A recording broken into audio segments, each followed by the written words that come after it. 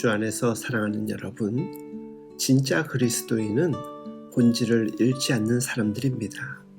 그러나 본질을 중요하게 여기기 위해서는 형식이나 전통을 무조건 파괴해야 하는 것은 아니겠지요.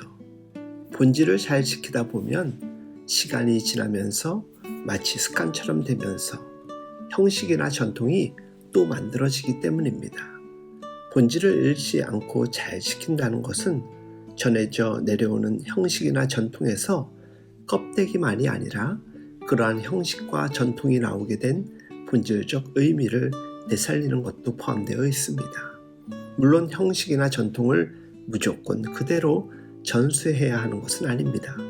본질을 더 의미 있게 하기 위해서는 새로운 형식이 만들어질 수도 있고 시간이 지나면서 그것이 전통이 될 수 있기 때문입니다. 중요한 것은 본질이 무엇보다 중요하다는 인식을 가지고 본질을 지켜나가는 것이겠지요.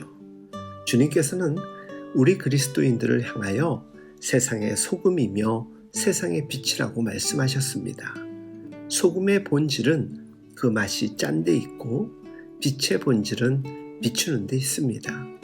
소금이 그 맛을 잃고 빛이 감추어진다면 소금과 빛의 존재 자체, 그 의미와 가치는 없어지는 것입니다. 그런 것처럼 우리 그리스도인들이 이 세상에 살아가면서 세상에서 소금의 역할, 빛의 역할을 잘 감당해야겠지요. 그리고 그리스도인의 정체성을 잘 이해하고 또 간직하고 그것을 행하는 삶을 살아야 될 것입니다. 사람들이 우리 그리스도인들의 착한 행실을 보고 하나님께 영광을 돌리게 하는 것이 세상의 빛을 비추는 그리스도인의 모습이라고 성경은 전해주고 있습니다. 그리스도인들 때문에 세상에서 살맛이 나게 하고 세상에서 빛을 보며 하나님께 영광을 돌릴 수 있게 해야 합니다. 우리 때문에 직장이나 학교에서 가정에서 맛을 나게 하고 빛이 비치게 하는지를 우리는 살펴볼 필요가 있습니다. 주님께서는 자칫 구약시대의 율법을 무시하려고 하는 이들을 향하여서 율법의 소중함을 말씀해 주셨습니다. 예수님의 행보가 얼핏 보기에는 유대인들, 특히 바리새인들이 그토록 지키려고 애쓰고 있던 종교적 관습과 전통들을 무시하고 깨뜨리는 것처럼 보이기에 율법에 대해서 폐기해야 할 고리타분한 옛것이라고 생각하기 쉽습니다. 그러나 예수님께서는 하나님께서 주신 율법은 모두 지켜야 할 소중한 것임을 강조하셨습니다. 바리새인들이나 서기관이 율법을 지키려고 애쓰는 것보다 더 나아야 한다고까지 강조하셨지요. 물론 율법을 잘 지키기 위해 이러저러한 규례들을 더 만들고 그러한 것들이 본질적인 의미는 상실한 채 외형적인 전통과 관습으로만 남아있는 부분들에 대해서는 주님께서도 철저하게 깨뜨려 버리실 때가 많았습니다.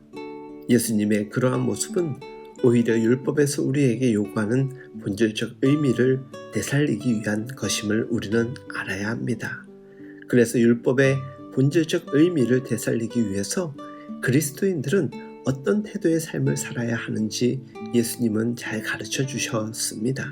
우리는 율법을 지키기 위해 율법적 행위를 해야 하는 것이 아니라 하나님께서 우리에게 왜 이러한 율법을 주셨는가를 더 본질적으로 이해하며 하나님께서 의도하신 것에 따라 그런 마음과 태도를 가져야 합니다. 그러면 삶 속에서 율법은 저절로 행해지게 될 것입니다.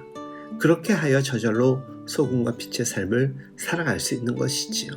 그런 가운데 무엇보다 중요한 것은 하나님의 마음을 갖는 것입니다. 하나님께서는 우리에게 어떠한 삶을 살아가길 원하셨을까? 늘 질문하고 이에 답하는 삶을 살아갈 수 있길 간절히 바랍니다. 늘 하나님의 말씀을 묵상하며 내가 살아갈 태도를 찾아간다면 우리는 분명 빛과 소금의 삶을 살아가게 될 것입니다. 오늘 하루도 그와 같은 하루 될 수 있길 예수님의 이름으로 축복하며 응원합니다.